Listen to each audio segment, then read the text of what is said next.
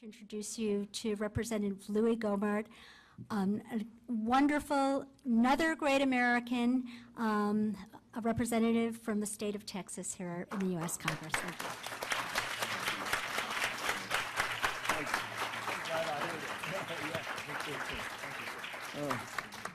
I just remembered I owe you a phone call, Frank. I'm sorry. But it's really great to have you here. And as I was sitting there, Patrick, I was thinking, I know Alawaki was leading prayers of Muslim staff members here on Capitol Hill. Do you know what room that was in? It was in the Capitol. The room? Five, I believe. Okay. Oh, okay. I knew it didn't look like the CVC. I just didn't know if, wow, what an irony that would be if we were meeting in the room where a guy who we later blew up because he was so dangerous was also leading prayer in this room. So, but it's a pleasure to be with you. It is such a serious time, but I'm one of those, if I don't recognize that God has a sense of humor. I mean, look at me for further evidence. But I went to Texas A&M. All three of my daughters went to University of Texas. But I heard about a couple who was a husband was saying, you know, we've been married a long time, and I hope you've noticed I'm working on my anger issues. I think I'm doing a lot better now. I hope you've noticed. And she said, well, yeah, I think you're getting a little better. He said, but all our marriage, you've been so good. I know you get mad at me time to time, but you just always seem to control it so well. How have you done that all these years? And she said, well, when I get really angry at you, I just go clean the toilet. He said, that works? And she said, well, I use your toothbrush. But anyway, when we're talking about a matter of national security, you know, there are not little things that we can do like that. I mean, it is very open and obvious. You have to protect the sanctity of your country, of your government. Otherwise, as Frank was just talking about, you don't keep it. And the truth is, though we all love this country, we want to see it going into perpetuity, you know it won't. You know it won't. No nation in the history of the world has ever just gone on and on. There is a finite nature to every government. Now, I truly believe, and it's the reason I'm still here, that I haven't quit running, I believe we can still perpetuate this thing for another 100, 200 years. Or we continue on the course we're on and we lose it, you know, within 20. Take your pick, which thing gets us going bankrupt, the devastation of the economy, the enemy within, the enemy without, enemies foreign and domestic, in other words. But some have said, well, you're one of those people that's just pushing for another McCarthy-type round of hearings where we can eliminate people. You know, and I've given this a lot of thought, and I do believe in the power of prayer. And from my earliest memories, I was so impressed with the Bible story of Solomon praying for wisdom. And, you know, God gave it to him, and not only that, much more than he ever asked. But so since I know at least 6 years old, I've been praying for wisdom, and I'm proof that even though God answers prayer, sometimes he can go this long and still not answer yet, but I know it's coming someday. But we don't need McCarthy-type hearings. It seems to me, and you know, Patrick, you've got some real heroes up here, and we haven't talked about this, but it seems to me, as I was thinking about being with you today, that if we just required that in order to be part of our government, in order to get access to the inner workings of the White House, the inner workings of the State Department, Justice Department, National Security Administration. Well, you simply had to denounce all of those who participate in violence, or what our dear friend Janet Napolitano calls violent extremism. Just have them openly, publicly denounce every Muslim who has participated. What do you think? I mean, because I haven't seen people do that. I mean, they make excuses. Oh, no, well, we're all against violence. No, no, no. Come right out, call names, and say that was wrong. They perverted Islam as we know it to try to inflict violence upon this country. They were wrong, and I condemn them for doing it. Just anything. I mean, we could work something out. Come out and condemn people that try to destroy us and this country violently. Wouldn't that be a good start? I mean, you know, we don't need big hearings. And also, there are lessons from history, and I knew I owed the Army 4 years for my scholarship in college, and I majored in history. I loved history then. I love it now. Whether it's biblical history, whether it's world history, American history, I just love it. I was blessed to have teachers that knew history is not about dates and times and figures and names. It's about stories, and you got to know the stories, and you got to know the moral of those stories. And one of those is that the enemy of your enemy should be your friend. Another is your friend is your friend, and you don't throw your friends over hoping to buy off your enemies. You know? I've been trying to spread the word ever since January, when Dana Rohrabacher and I and Steve King met with Northern Alliance leaders. It was the second time we had met with them. If you recall, these were our allies in the last quarter of 2001 and early 2002. These people buried family, buried loved ones, while fighting with us and for us. They're our friends, and they are the enemy of our enemy, the Taliban. And what have we done? And this wasn't entirely Obama administration. They inherited some of this. Basically, we threw them over, and we embraced this idea of a strong central government in Afghanistan, and threw over our friends in the Northern Alliance who were the most effective and actually defeated the Taliban. We provided them air support. We had only a few hundred special ops embedded with them. But, you know, they'd say on that ridge over there, see that hump, that's a bunker that's got at least 1,000 Taliban in it. Our special op guy would pull his sat phone, call the plane flying somewhere 40,000 feet above. They'd drop a bomb. It hit the bunker, and these guys would go swooping up to wipe out the rest of them. But now this administration calls our allies and friends war criminals. No, they know how to fight the people that want to kill and destroy them and take away their liberty. They're Muslims, but they're our friends. They don't want to live under the tyranny of the Taliban. There are Muslim friends.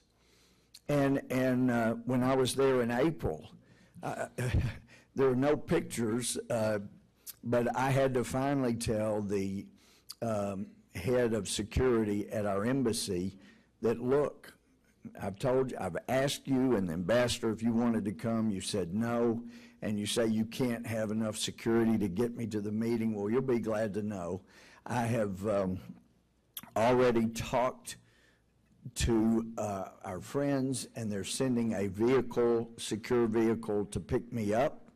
They said, sir, we're not authorized to let you do that. I said, Colonel, you see the gate out there to the embassy? You're going to have to take me down between here and that gate to keep me from going to visit with our friends. And he said, sir, we're not authorized to take down a member of Congress. And I said, then you will not stop me. I said, we got a 30-minute meeting with some more of our troops, and then I'm leaving.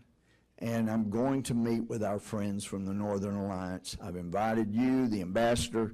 Well, he ended up going along, but anyway, after our 30-minute meeting, I came out from meeting with our troops, and I said, okay, I'm going to meet my vehicle. And he said, sir, we've already communicated with them. We will provide the vehicle. And I said, oh, I thought you couldn't do that. You know, oh, we've taken care of it. And okay. I wasn't bluffing. I was leaving. And I think he figured that out. So anyway, I went, and there aren't any pictures. Michelle Bachmann, there were 5 of us, including me, and they said, look, we've got room for 3 in the vehicle, and there is another vehicle that has to be floating around in case you're hit. When the Deputy Secretary of State was here last week or 2, there were rocks and assaults on our vehicle, and so anyway, he let us know the strategy if our vehicle was hit with anything like an RPG. And we headed off. And I know I heard something come out of the special ops guy that was, they always have a driver and a passenger. And something came out when we got near their compound and passed by a pickup truck that had 10 or 12 RPGs in it. And there was no place to turn around. I said, I'm sure they're our guys, you know. Anyway, but I trust our friends. I mean, they buried people, and they just wonder why we're turning on them and leaving them like that. Back in January, we also met with some leaders of Baluchistan. It's the biggest part of Pakistan, the southern part. It's where they get most of their natural resources. It's also, from not all the leaders agree, but most of our military commanders that I talked to have said the supplies for the Taliban come across the southern border through the Baluchistan border into Afghanistan from Pakistan and supply the Taliban, and then it goes across Afghanistan where they need it. We don't need to be offering the Taliban to buy them offices in Qatar, to let their murdering thugs out of prison so they can do more mayhem against us, all under the goal of just please sit down and talk to us and we'll buy you these offices. General Dustam, the great hero of the battle with the Taliban, there within 4 months, it was the final battle where they were completely routed.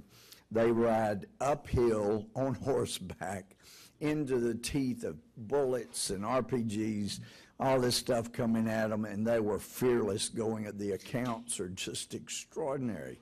Uphill, they go right through, they destroy the Taliban. Well, so General Dustam is known in that part of the world and well respected. He meets with different leaders from different countries. They love saying, you know, they talk to and are friends with this incredible, valiant soldier and or warrior. He said Pakistan leaders have gotten so arrogant. Some of them were telling me recently that they are so upset with the United States because we're offering to buy the Taliban an office in Qatar. We're offering to let their murderers go. He said they ought to be coming to us. We're the ones with nukes. We're the ones they ought to be offering to buy offices and letting our prisoners go. How stupid are the Americans to be offering that to the Taliban? If not for us, there'd be no Taliban. You know, and so, you know, I'd wrestle with this, and I said to the Northern Alliance leaders, I've been thinking since we talked to leaders from Baluchistan, if you know their history, I mean, they never were part of Pakistan until the arbitrary lines got drawn in the late 40s. They don't want to be part of Pakistan.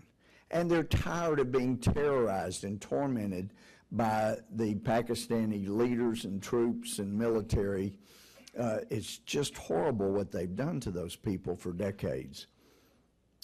But so I said to our Northern Alliance friends, what would you guys think if some of us started pushing for an independent Baluchistan?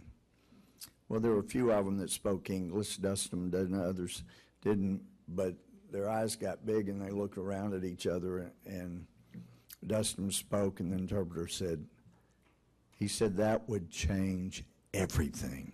You would see the Pakistani arrogance disappear overnight because they would realize there's an alternative to us.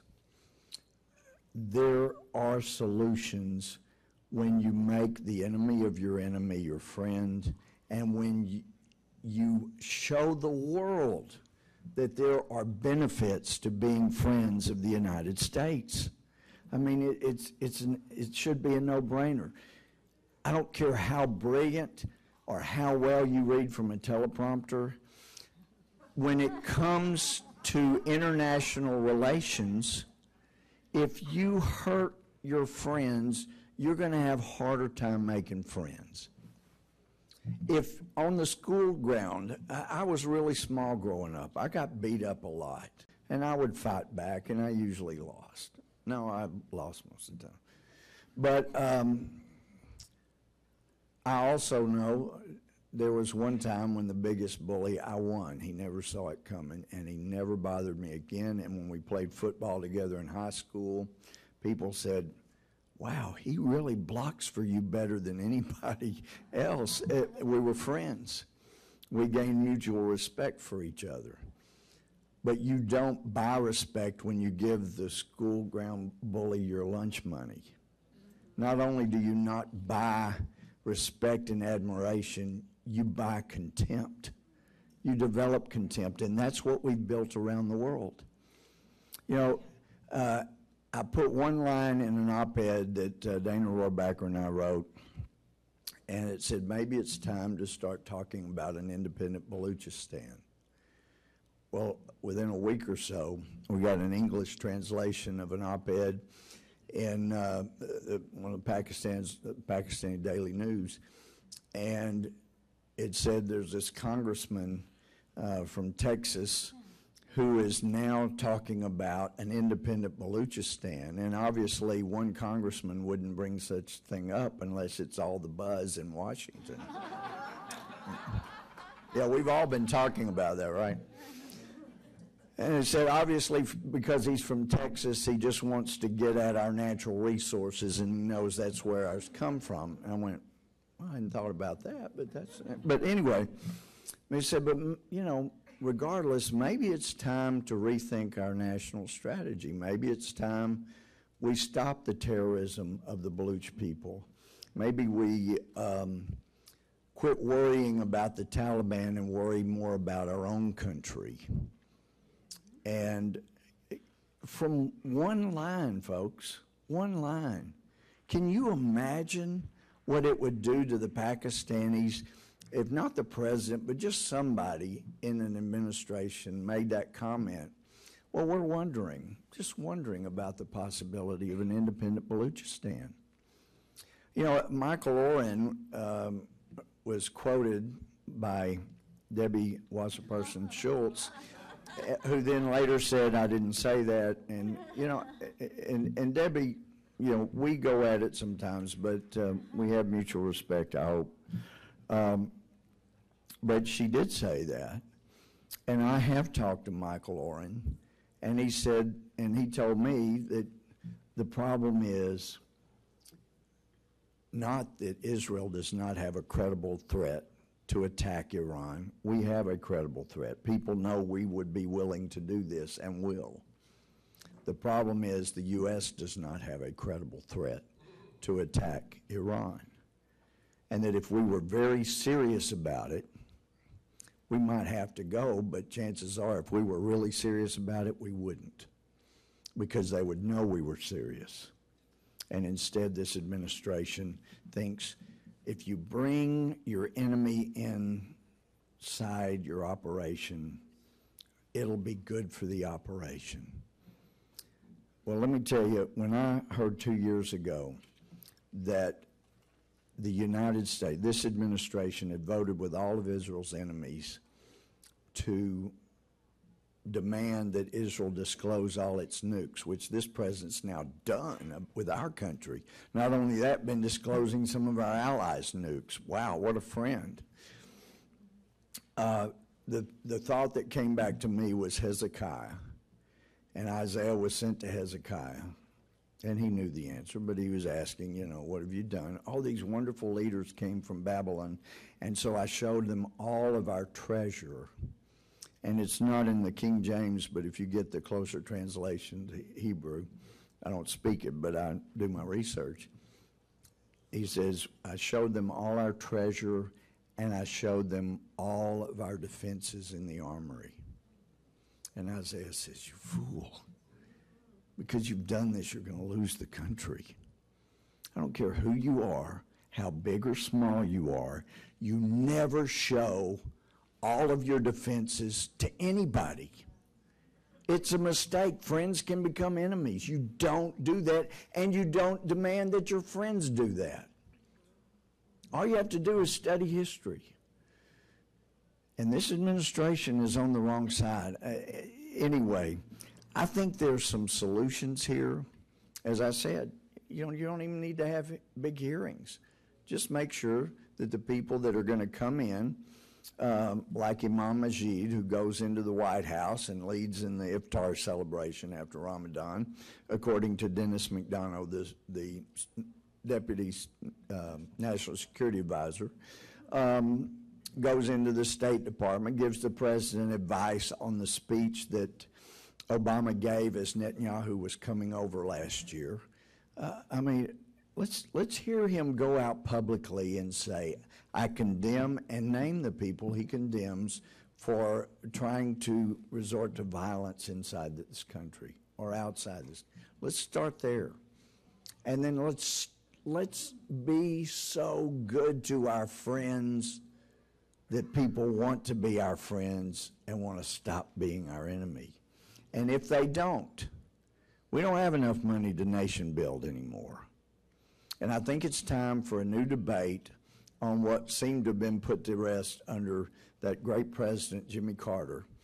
And that is, yeah, I'm sarcastic a lot, but when we said, you know what, let's not take out government leaders. Let's don't take out a government. You know, it's better to go to war with a country than to actually take out their leaders. In Iran, there are people that love the United States there.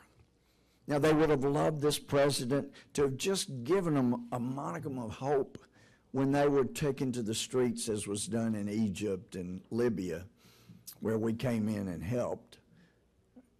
We gave them no hope in Iran, but there's still people that love us. So why should we go to war with a country where the whole body is not poisonous? It's just the head. Take out the head. And then say, look, we're not going to rebuild this nation for you. We can't afford that. But we will promise you this. You pick whatever government you want, whatever kind of way you want to have a government. We hope it's a democracy, a democratic republic. That's what we hope for you. We'll give advice and help, but it's up to you what kind of government you have in your country. But we promise you this. If you pick another government who says they want to take us out, we will take them out, and you'll have to get another one. Because we are going to stand for our defense and for the defense of those like Israel who believe in the same things we do. But we're not going to nation build. We just take out our enemies. We don't have to wipe out those who don't like us. But you can't do any of that until you acknowledge that there are people in a particular group who want to destroy our way of life. And if you're not willing to commit to the Constitution, take an oath to the Constitution, and to proclaim that you do not want to replace the Constitution with any other document, religious or irreligious, then you have no business being part of our government. Thank you very much.